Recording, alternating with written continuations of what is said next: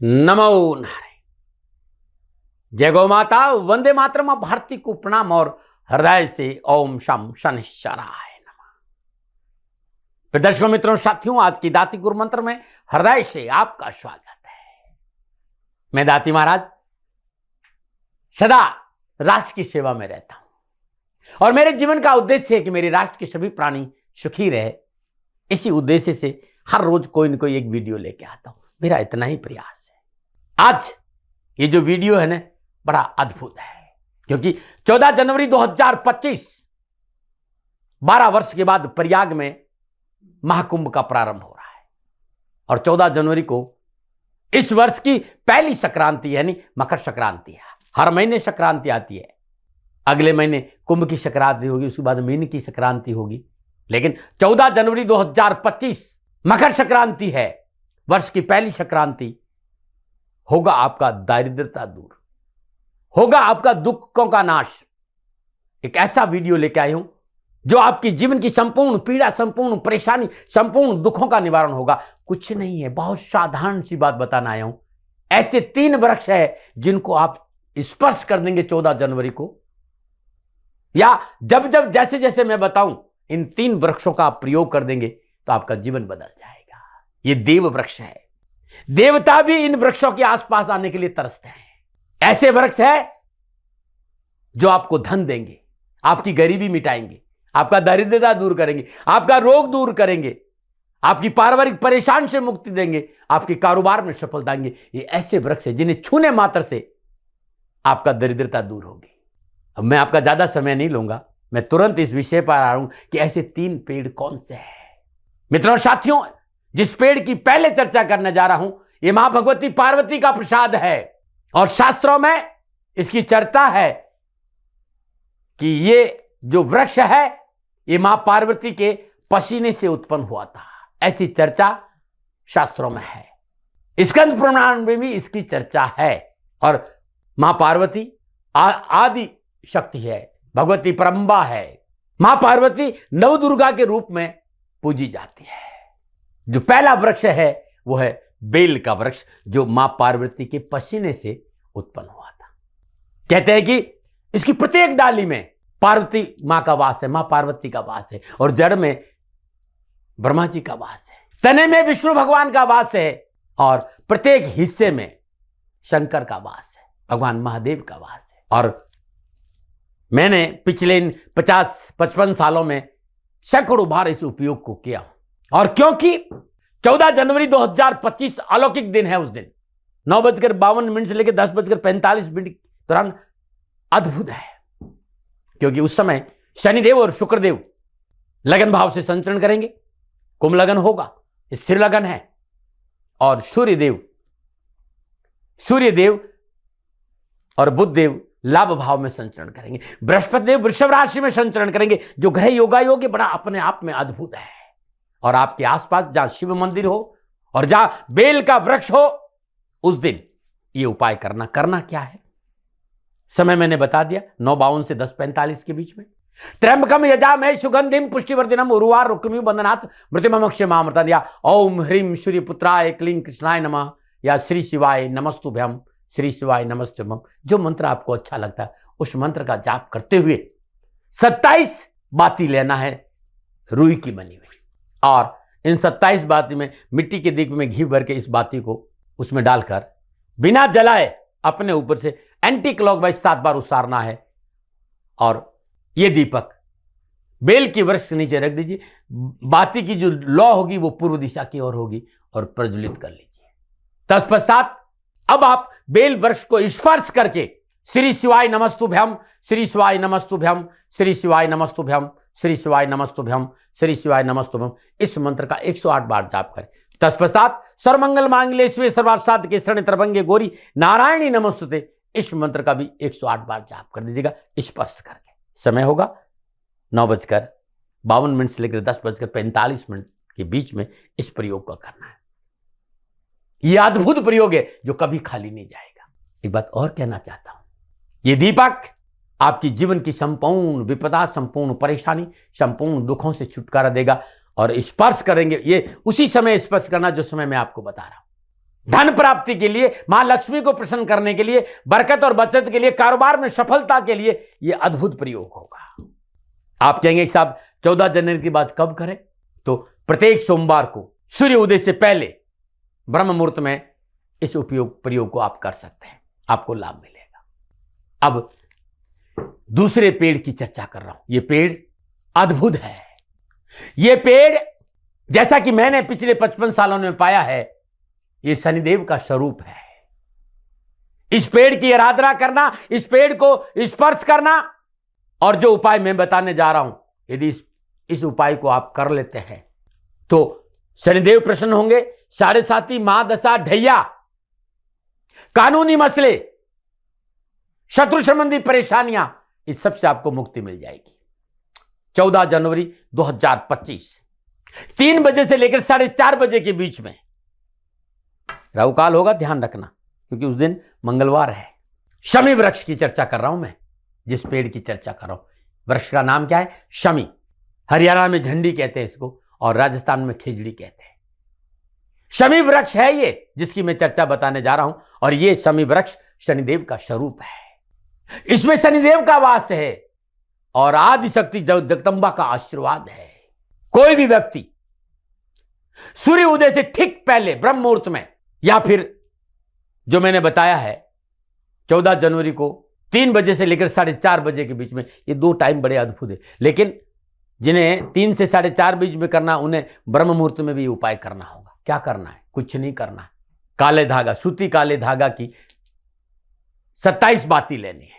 मिट्टी का दीपक लेना, सरसों का तेल उसमें भर दीजिए। दीपक प्रज्वलित मत करिए, बिना प्रज्वलित किए हुए दीपक को आप अपने ऊपर से 27 बार उसारिए, और सूर्य उदय से पहले ब्रह्म मुहूर्त में इस दीपक को शमी वृक्ष के पेड़ के नीचे प्रज्वलित करिए। लो पूर्व दिशा में रहेगी, ध्यान रखना। तत्पश्चात गोबर के उपले, जो हमारी गौशाला में गौमाता है, उसके गोबर के उपले पर गूगल का धूप करिएगा। 14 जनवरी को सूर्य उदय से पूर्व दोपहर 3 बजे से लेकर 4:30 बजे, और शाम को प्रदोष काल में यदि ये उपाय 3 बार करते हैं, शनिदेव की अपार कृपा बरसेगी। 7.5 महादशा, ढैया में शनिदेव आपको राजा बना देंगे। आपकी जीवन की विभिन्न परेशानियां, दुखों से छुटकारा मिलेगा। आपका दारिद्र्य दूर होगा, कारोबार में सफलता मिलेगी, नौकरी में सफलता मिलेगी, आपके घर में वैभव आएगा, कानूनी मसले हल होंगे, और जीवन की संपूर्ण पीड़ाओं से मुक्ति मिल जाएगी। अद्भुत है ये। 14 जनवरी को करना है, क्योंकि उस दिन मकर संक्रांति है। और उसके बाद जब भी आप करना चाहते हैं, शनिवार दिन सुबह ब्रह्म मुहूर्त में, शनिवार दिन राहुकाल के दौरान, जो शनिवार का राहुकाल है उस दौरान, और शाम को प्रदोष काल में, ये 3 बार शनिवार को आप कर लीजिएगा। ध्यान रखिएगा, दीपक मिट्टी का होगा, सरसों का तेल होगा, और 27 बाती होगी काले सूती धागे की। ध्यान रखना, ऐसे बट करके अलग अलग 27 बत्ती तैयार करनी है, और इसको जलाना है। आपके जीवन में कैसे भी परेशानी, जो विघ्न है, बाधा है, जो आप उलझनों में घिरे पड़े हैं, इस प्रयोग के करने से आपके कष्ट मिट जाएंगे। जब आप दीपक जला दे, अब आप शमी वृक्ष पेड़ को स्पर्श करिए। पूजा करते समय आपका मुंह पूर्व में हो, दोनों हाथों से स्पर्श करिए, और आप महसूस करिए कि भगवान शनिदेव को मैं स्पर्श कर रहा हूं। ओम शम शनिश्चराय नमः, ध्वजनि धामनि च कंकाली कले प्रिया, कंठ की चात तुरंगी महिषी अजा, ओम शम शनिश्चराय नमः। शनि पतना में स्तुति का 108 बार जाप करिए। तत्पश्चात ओम ह्रीम सूर्य पुत्राय क्लीं कृष्णाय नमः, इस मंत्र का जाप करिए श्रद्धा अनुसार। करके देखिए, आपके जीवन का संपूर्ण दुख दूर हो जाएगा। और एक बात और कहना चाहता हूं, यदि आपको बीमारी है, संपूर्ण प्रयासों के बावजूद भी बीमारी नहीं जा रही है, शरीर से रोग नहीं जा रहा, घर से बीमारी नहीं जा रही, आरोग्य की प्राप्ति नहीं हो रही है, सूर्य पुत्रो दृगदेही विशालाक्षा सुप्रिया मंदाचार प्रश्नात्मम पीड़ा हरतम में शनि, प्रदोष काल में शमी वृक्ष के सामने दीपक जलाना है, और 27 चुटकी सिंदूर अर्पित करना है पेड़ की जड़ में, शमी वृक्ष की पेड़ में। जब आप अर्पित करें इस सिंदूर को, आप अपने ऊपर से एंटी क्लॉकवाइज 7 बार जरूर उसार दें। अपने शरीर से स्पर्श जरूर होना चाहिए। देखिए, आपको बीमारी से पीछा छूट जाएगा। अद्भुत प्रयोग है जो कभी खाली नहीं गया है। आपकी संपूर्ण मनोकामनाओं की पूर्ति होगी। और जब आप प्रदोष काल में इसको दीपक को जला लें और अब आप अपनी मनोकामनाओं की पूर्ति के लिए भी आप शमी वृक्ष को स्पर्श करिए और पुनः नीलांजनम समाभासम रविपुत्रम यमाग्रजम छाया मार्तम शंभूतम तम नमामि शनिश्चर स्पर्श करते हुए इस मंत्र का जाप श्रद्धानुसार कर देना, परिणाम आपके सामने होगा। जीवन में ऐसी कोई समस्या नहीं है जो शनिदेव की कृपा से आपकी दूर नहीं होगी। आपके सारे मनोरथ सिद्ध होंगे, आपकी दरिद्रता दूर होगी, कारोबार में सफलता मिलेगी, राजनीतिक वर्चस्व बढ़ेगा। राजनीतिक क्षेत्र में रहने वालों के लिए उपाय बड़ा अद्भुत है। और अब मैं तीसरे वृक्ष की चर्चा कर रहा हूं। यह देव वृक्ष अलौकिक है, अद्वितीय है और दर्शनीय है। दर्शन करने मात्र से भी इस वृक्ष के आपका मनोरथ सिद्ध हो जाता है। और यह तीसरा वृक्ष है हार श्रृंगार का पेड़, जिसे हम पारिजात कहते हैं। पारिजात 14 रत्नों में से एक है। जब समुद्र मंथन हुआ था तब ये मंथन के समय पारिजात बाहर आया था समुद्र से और देवराज इंद्र के दरबार में था। इस पारिजात के वृक्ष को मानव कल्याण के लिए माधव ने, भगवान श्री कृष्ण ने इस भूमि पर लेकर आए, इस धरा पर लेकर आए थे। यह है पारिजात वृक्ष। और कहते हैं कि मां लक्ष्मी की उत्पत्ति भी समुद्र से हुई है और पारिजात की उत्पत्ति भी समुद्र से हुई है। यदि पारिजात का पूजन किया जाए तो मां लक्ष्मी प्रसन्न होती है। कोई व्यक्ति हर रोज शाम के समय प्रदोष काल में पारिजात के वृक्ष को स्पर्श करके ओम लंग लक्ष्मी नमः इस मंत्र का 27 बार जाप करता हर रोज प्रदोष काल में और लगातार 40 दिन कर लेता है, उसका जीवन खुशियों से भर जाएगा। 14 जनवरी 2025 मकर संक्रांति है, उस दिन आरंभ करके लगातार 40 दिन कर लेना, धन आएगा, वैभव आएगा, सफलता मिलेगी। घर की सुख शांति के लिए 14 जनवरी को प्रातः सूर्य उदय से 12 मिनट पहले ओम क्लीं कृष्णाय नमः इस मंत्र का जाप करते हुए आप पारिजात के वृक्ष का आलिंगन करते हैं तो आपकी जीवन की संपूर्ण पीड़ाओं से मुक्ति मिलेगी और यह साल आपके लिए खुशियों से भरा रहेगा। यह अद्भुत है। और कहते हैं कि लगातार 14 जनवरी से लेकर लगातार 40 दिन हर रोज शाम प्रदोष काल में इस वृक्ष के नीचे चौमुखा शुद्ध देसी घी का दीपक प्रज्वलित करें। ओम नमो भगवते वासुदेवाय नमः इस मंत्र का जाप करते हुए 11 चुटकी सिंदूर इसकी जड़ में अर्पित कर दे और वहीं बैठकर 108 बार पुनः ओम नमो भगवते वासुदेवाय नमः इस मंत्र का जाप करते हैं तो मनोअभिलाषाओं की पूर्ति होगी, राजनीतिक वर्चस्व बढ़ेगा, कैरियर कारोबार वैभव में वृद्धि होगी। लेकिन ध्यान रखिएगा, पारिजात का वृक्ष माधव का प्रसाद है, भगवान श्री हरि का प्रसाद है।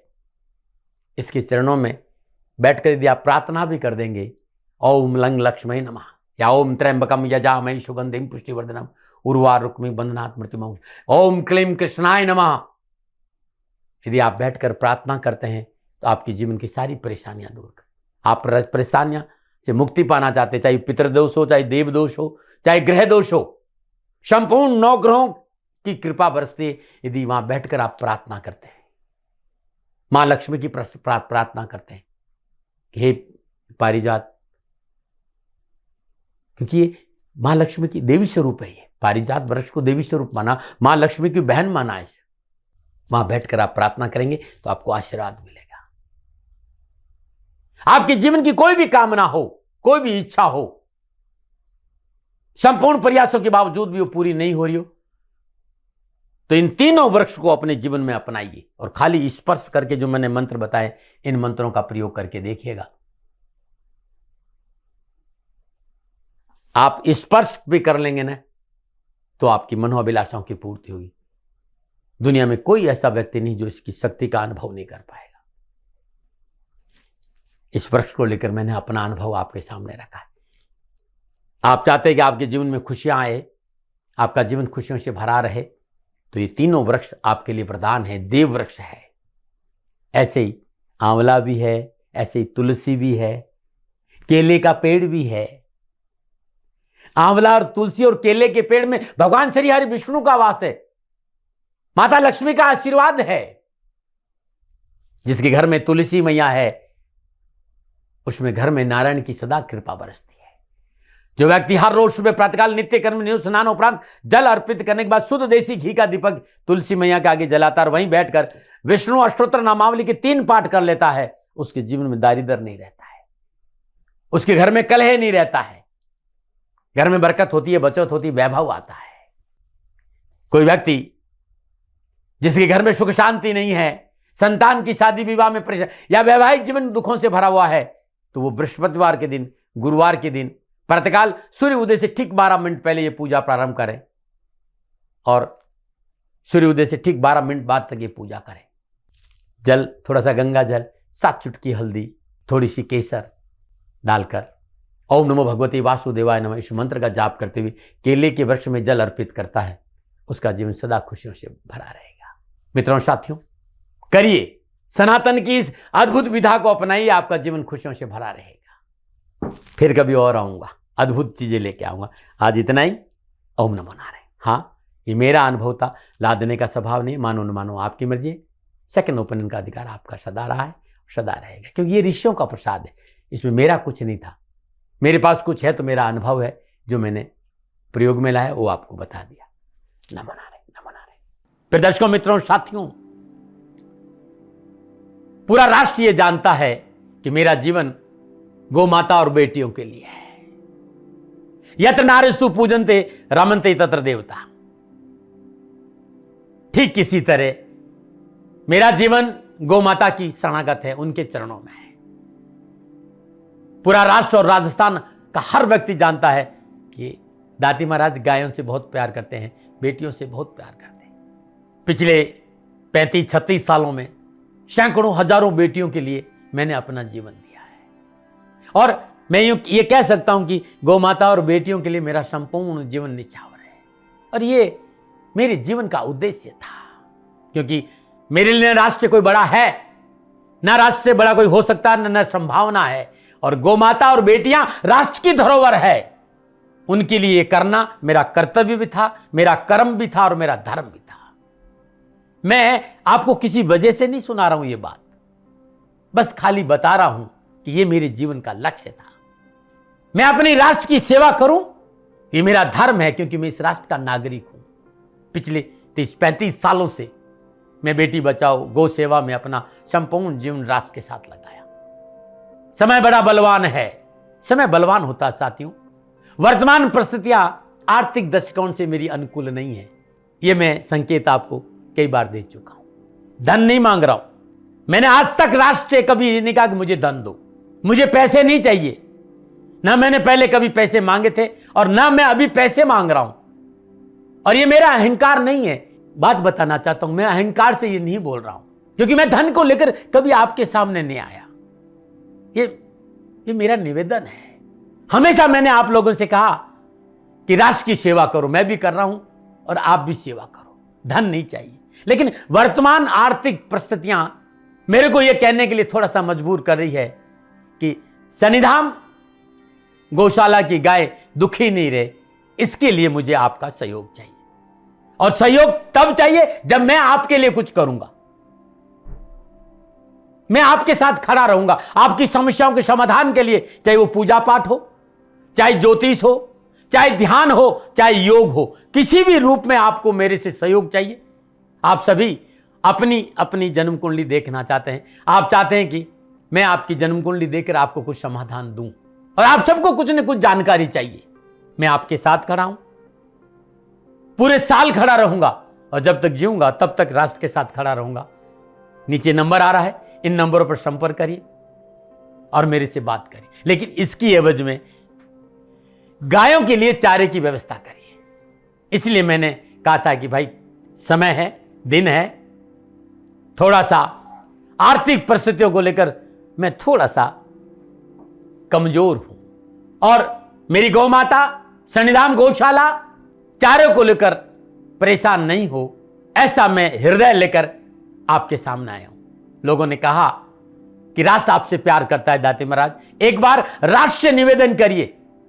मैं फिर कहना चाहता हूं, मैं धन नहीं मांग रहा हूं, और ये मेरा अहंकार नहीं, मेरी विनम्र प्रार्थना। साथियों, मेरा राष्ट्र सर्वोपरि है। मैं ये नहीं कह रहा हूं, मैं ये कह रहा हूं कि मैं परिश्रम करूंगा आपके लिए, और आप उस परिश्रम के एवज में गायों के लिए चारे की व्यवस्था कीजिए। शनि भगवान सदा आपकी रक्षा करेंगे, आपका जीवन सदा खुशियों से भरा रहेगा, ऐसा मेरा निवेदन है। और वे सभी लोग जो सक्षम है, सामर्थ्यवान है, जिन्हें दाती महाराज के ज्योतिषीय समाधान की आवश्यकता नहीं है, उनको मेरा प्रणाम है। और उन सबको मेरा प्रणाम है जो शनिधाम गौशालाओं को सपोर्ट करते हैं, सेवा में कंधा से कंधा मिलाकर खड़ा रहते हैं। जब से मैंने ये सूचना दी, जब से मैंने ये मैसेज दिया, हजारों लोग शनिधाम गौशाला के साथ कंधा से कंधा मिलाकर खड़े हैं। उन सबको मेरा धन्यवाद, मेरा आभार, अभिनंदन। हर महीने आप में से बहुत से लोग कुछ न कुछ शनिधाम गौशाला में सहयोग करते हैं। मैं उन सब के प्रति पुनः एक बार हृदय से अपना आभार प्रकट करता हूं, और ये सहयोग मैं जीवन भर याद रखूंगा। समय ऐसा है, मेरी परिस्थितियां आर्थिक दृष्टिकोण से अनुकूल संकेत नहीं दे रही, इसलिए मैंने राष्ट्र से कहा कि शनिधाम गौशाला में परेशानी नहीं आए। सरकार सपोर्ट करती है, सरकार की तरफ से जो वो करना चाहती वो करती, लेकिन उससे पूरा नहीं पड़ता है। सरकार की अपनी सीमाएं हैं साथियों, और उससे पूरा नहीं पड़ता है, और अपनी मर्यादाएं भी और सीमाएं। शासन के पास और बहुत से काम है साथियों। फिर भी मैं शासन का भी धन्यवाद दूंगा जो हमारे साथ वो खड़े हैं। पुनः हृदय से एक बार निवेदन करना चाहता हूं, आपको लगता है कि दाती महाराज के साथ शनिधाम गौशाला में खड़ा रहना है तो नंबर नीचे आ रहे हैं, जरूर सहयोग करिएगा। मेरा कोई दबाव नहीं है, समय काल परिस्थिति के अनुसार दाती महाराज की ये प्रार्थना है। मैं दाती महाराज आपका हूं और आप मेरे हो। मुझे लगा कि आपको कहना देना चाहिए। राष्ट्रवासियों, व्यापारी नहीं हूं, समय है आज आपसे कह रहा हूं। और यदि आप अपने आसपास भी जो गायें उनकी भी सेवा करते हैं तो ये भी सेवा मेरे को बहुत खुशी हो, क्योंकि गौ माता दुखी नहीं रहनी चाहिए। बस इस बात का ध्यान रखिएगा। पुनः हृदय से आभार। ओम नमो नारायण।